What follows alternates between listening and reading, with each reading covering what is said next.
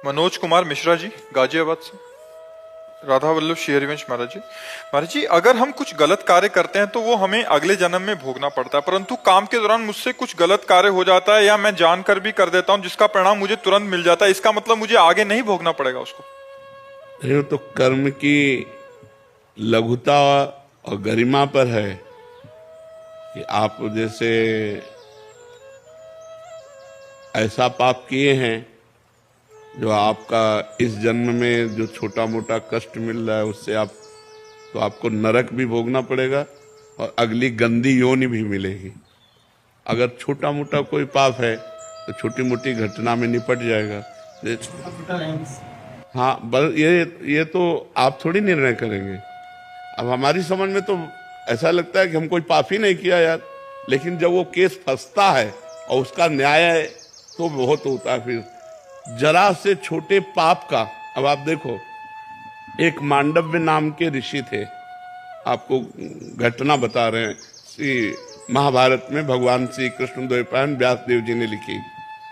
वो हाथ उठा करके अपने आश्रम में ऐसे तप कर रहे थे तो कुछ चोर राजा के यहाँ से चोरी करके भगे, तो राज कर्मचारियों ने उनका पीछा किया, तो उन्होंने बचने के लिए ऋषि के आश्रम का सहारा लिया।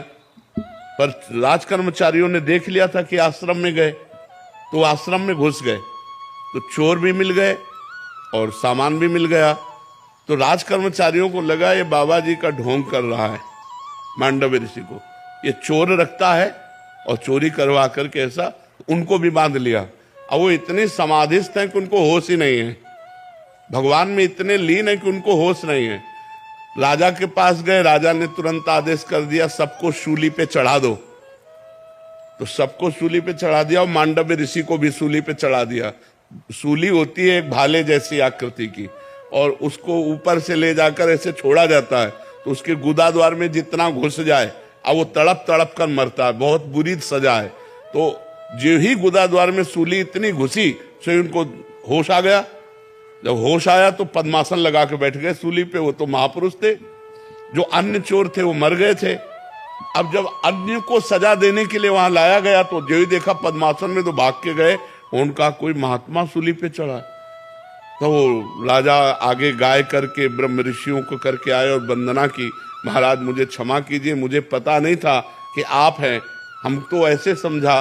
तो उन्होंने कहा मुझे आपसे कोई बात नहीं करनी, सूली से निकालो मुझे, मैं सीधे धर्मराज से बात करूंगा जाके कि मैं तपस्या कर रहा था, मुझे ऐसा दंड क्यों मिला। क्योंकि कोई भी बिना अपने कर्म के दंड नहीं पा सकता, ये पक्का सिद्धांत है। तो सूली निकाली गई लेकिन निकल नहीं रही थी, लाख प्रयास किए तो सूली काट दी गई। तो उन्हें अणिमांडव्य ऋषि कहते हैं। वो सीधे धर्मराज के पास गए और धर्मराज से कहा कि मैं तुम्हें दंड देने के लिए आया हूं। इतने महान तपस्वी थे। मैं जब अपने आश्रम में तपस्या कर रहा था, चोर चोरी करके लाए, तो हमने उसमें क्या सहयोग किया, उस कर्म में मेरा क्या दोष था। तो उनका महाराज कोई दोष ना, फिर मुझे सूली की सजा क्यों मिली। तो जैसे अपने को टीवी चला दीजिए ना, प्रोग्राम दिखाया जाए, ऐसे उन्होंने दिखाया कि देखो जब आप 8 वर्ष के थे तो तितली की गुदा में बबूल का कांटा डाल के छोड़ दिया था, इसीलिए सूली आज भी नहीं निकली, आपके पड़ी हुई। तब उनका 8 वर्ष के बालक को ज्ञान नहीं होता। इसलिए मैं आज से मर्यादा रखता हूं कि 14 वर्ष तक की अवस्था का किया हुआ पाप दंडनीय नहीं होगा, नाबालिग। और मैं तुम्हें साफ देता हूं क्योंकि 8 वर्ष की अवस्था के द्वारा किए गए अपराध को आपने इतना बड़ा दंड दिया, तुम जाओ और मृत्यु लोक में मनुष्य रूप में जन्मो। तो वही विदुर जी के रूप में जन्मे, जो विदुर जी हैं साक्षात धर्मराज जी हैं। तो देखा, छोटा सा खेल खेल में तितली की गुदा में कांटा डाल के तो सूली की सजा मिली। तो हम लोगों से जो अपराध बनते हैं उनका बड़ा भारी दंड मिलता है। हमें देखने में लगता है कि क्या है पर स्त्री गमन, क्या है पर पुरुष गमन, लेकिन इसका 100 कल्प तक दंड मिलता है। पतिवंचक पर पतिरति करई, रो रो नरक कल्प सत परई। यदि पराई स्त्री से पुरुष भोग करता है तो 100 कल्प तक रो रो नरक भोग पर। जो पराई पुरुष से भोग करती है उस ऐसा शास्त्रों में जो मर्यादा लिखा हुआ है, जो धर्म लिखा हुआ है। तो अब आपका कौन सा पाप कितना बड़ा है ये तो न्यायाधीश निर्णय करेगा, लेकिन सब पापों को नष्ट करने का एक उपाय है, नाम संकीर्तनम यस्य सर्व पाप प्रणाशनम। समस्त पापों को नाश करने के लिए भगवान का नाम गरज रहा है। नाम जप करो, नाम संकीर्तन करो, तो इसी जन्म में सब पापों का प्रायश्चित हो जाएगा।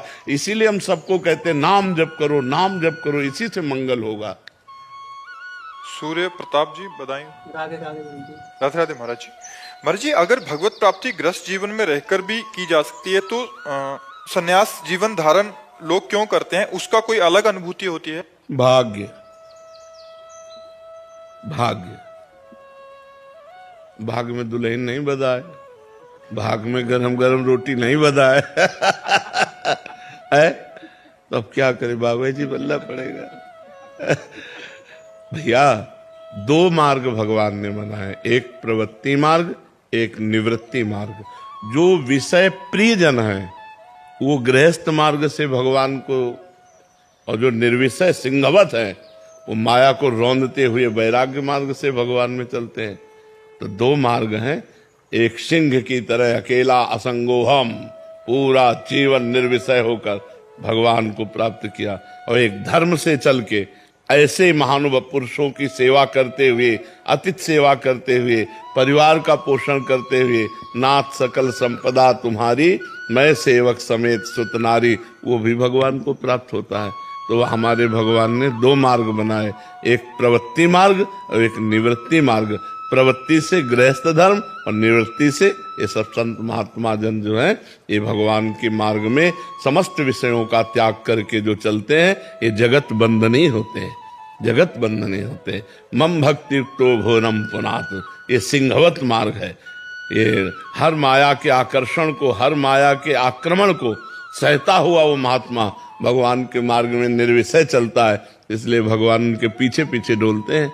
अनुब्रजाम में हम नित्यम पूरे यत्यंग रेणु भी, जो निरपेक्षम मुनिम शांतम निर्वैरम समदर्शनम अनुब्रजाम में हम नित्यम। एकादशी स्कंद भागवत में कह रहे हैं कि जो निरपेक्ष है, किसी की अपेक्षा नहीं रखते, मुनि मननशील हैं, निरंतर मनन चिंतन भगवान का करते रहते हैं, समदर्शी हैं, सब में एक परम तत्व को देखते हैं, निर्वैर हैं, ऐसे महात्मा के पीछे पीछे मैं डोलता हूं कि उसकी चरण रज मेरे ऊपर पड़ जाए और मैं पवित्र हो जाऊं। परम पवित्र भगवान ऐसा कहते हैं। तो ये सिंहों का मार्ग है, सिंहवत मार्ग।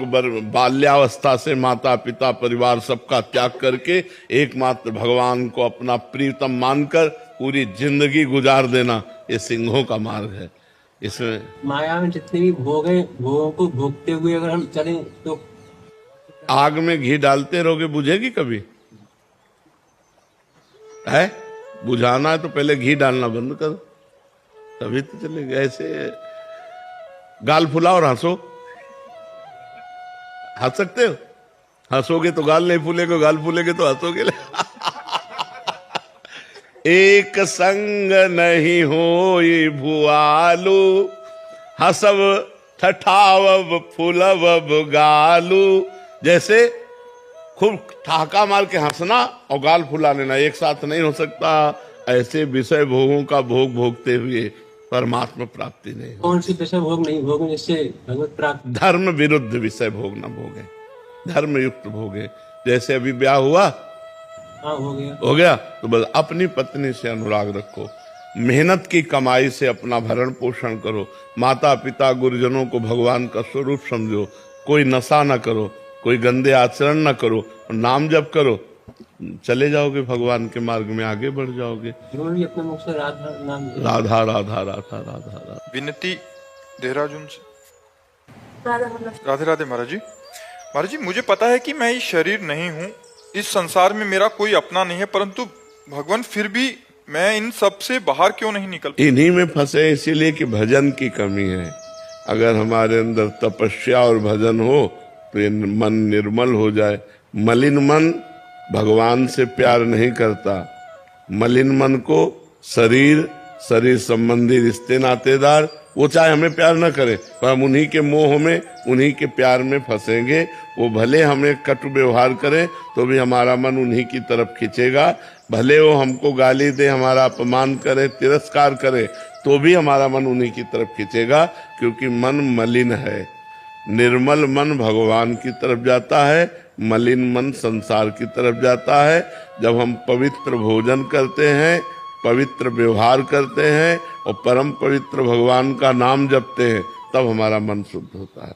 तो खूब नाम जप करो, पवित्र भोजन पाओ और नाम जप करो और पवित्र आचरण करो, भगवान प्यारे लगने लगेंगे, संसार से वैराग्य हो जाएगा।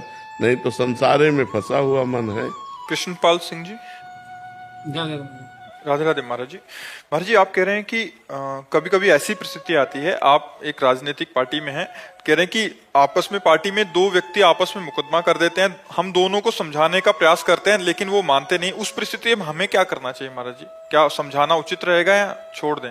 होई सोई जो राम रचि राखा, को करी तर्क बढ़ावे शाखा, अस कही जपन लगे हरि नामा। पहले भगवान शिव ने सती जी को समझाने की चेष्टा की और जब नहीं समझी तो छोड़ दिया।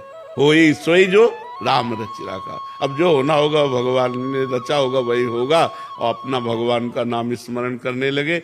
अपना उद्देश्य एक बार समझाना बनता है, एक बार हम समझाते हैं और जब नहीं समझता तो उसे भगवान के ऊपर छोड़ देते हैं। उस मामले को भगवान सुलझा देंगे अपने आप। उस परिस्थिति में ऐसी स्थिति बन जाती है कि वो बर्बाद भी होते हैं। हाँ, और अपने भी खास होते हैं। बिल्कुल।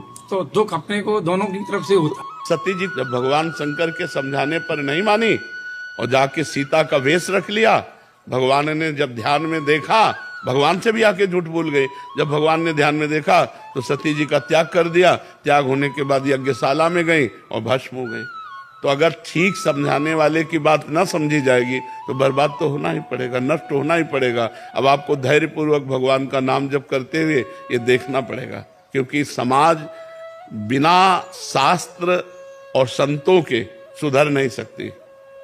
आपस का राग द्वेष, आप एक बढ़ रहा है तो दूसरा ईर्ष्या कर रहा है, जरा जरा सी बात में लड़ाई झगड़ा हो रहा है। हम संतोष, धैर्यवान, गंभीर तभी बनेंगे जब शास्त्र स्वाध्याय करें, भगवान की आराधना करें, नाम जप करें। अब कहाँ शंकर जी के मंदिर गांव गांव बने हैं, लेकिन गांव के कितने लोग पानी चढ़ाने जाते हैं हमें ये बताओ। मंदिर बने हैं, बड़े बड़े मंदिर बने, लेकिन एक लोटा केवल स्नान करके चले जाओ और जल चढ़ाया तो तुम्हारी बुद्धि शुद्ध हो जाए, थोड़ी आराधना तो कर लो। लेकिन नहीं, अब तो चलने लगा है बेड टी। भाई पहले लोग पानी भी नहीं पीते थे, सूर्य को अर्घ देकर शंकर जी की आराधना, माता पिता की आराधना। 8-9 बजे तक सोना है तो शंकर जी को कौन जल चढ़ाने जाए, कौन आराधना करे? तो भाई इसीलिए बुद्धि शुद्ध कैसे रहेगी? बुद्धि कैसे शुद्ध रहेगी? और जब आप आराधना नहीं करेंगे तो निश्चित नशा करेंगे, ये पक्की बात है। अगर भगवत आराधना नहीं करेंगे तो किसी न किसी व्यसन के अधीन हो जाएंगे, और व्यसन जिसके जीवन में तो बर्बादी तो है ही है। कोई ऐसा बिरला ही होगा जो इन नशों से बच करके हमारी समाज सेवा करना चाहे। कोई बिरला ही ऐसा होगा जो इन व्यसनों को ना करे, पराई माता बहनों की तरफ गंदी दृष्टि न रखे और फिर समाज सेवा करे। सन्नी खंडेलवाल जी, जयपुर। श्री हरिवंश महाराज जी। महाराज जी राधे राधे। महाराज जी, श्री जी भी हमें प्यार करती हैं, ये हमें कैसे पता चलेगा? उनकी हम पर नजर है, ये कैसे पता चलेगा? जब खूब नाम जप करोगे, नाम जप अगर चल रहा है, हरिवंश कृपा हरिवंश कहें, हरिवंश कहें हरिवंश लहें, हरिवंश सुलाभ सदा तिनके, सुख संपत्ति दंपति जो जिनके।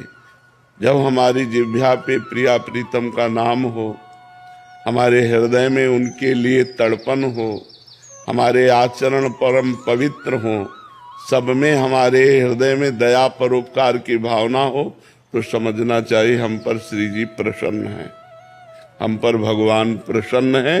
यदि ऐसे आचरण हो और निरंतर भगवद स्मृति हमारे हृदय में, तो भगवान की विशेष कृपा हम पर है। नहीं तो कृपा तो सब पर है, भगवान दया तो सब पर कर रहे हैं, लेकिन सब कृपा और दया का तिरस्कार करके मनमानी आचरण कर रहे हैं, तो वो कृपा नहीं है। कृपा है जब हमारे शास्त्र के अनुसार आचरण हो जाए, हमारा मन भगवत स्मरण परायण हो, हमारी वृत्ति दया परायण होकर परोपकार की भावना में हो, तो हमारे ऊपर भगवान प्रसन्न है।